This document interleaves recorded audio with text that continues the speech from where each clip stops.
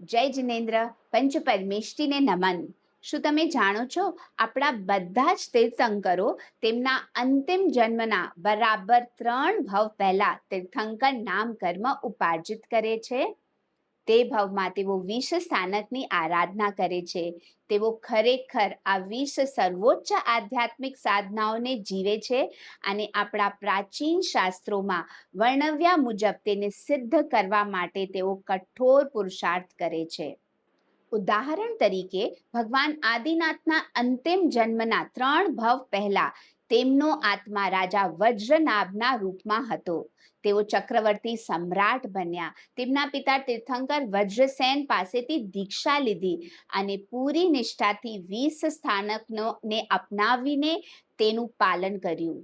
આ શુદ્ધ આધ્યાત્મિક માર્ગ પ્રત્યે પોતાને સમર્પિત કરીને તેમણે અગાઢ પુણ્ય ઉપાર્જિત કરી તીર્થંકર નામ કર્મ બાંધ્યું. એક સર્વોચ્ચ આધ્યાત્મિક ગુરુ બનવાની પોતાની નિયતિને નિશ્ચિત કરી લીધું. ભાગ 1માં આપણે 6 સ્થાનકોને કવર કર્યા હતા, જે આપણા આધ્યાત્મિક ગુરુઓની પ્રત્યેની ભક્તિ છે. આ 20 સ્થાનક સિરીઝના ભાગ 2માં આપણે વધુ 4 આરાધનાઓની વિશે જાણશું, જે સાચા જ્ઞાન પ્રત્યેની ભક્તિ સાથે જોડાયેલું છે.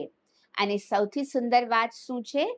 પુણ્ય કર્મ બાંધવા માટે તમે આ બધાને તમારા આધુનિક જીવનમાં ઉતારી શકો છો.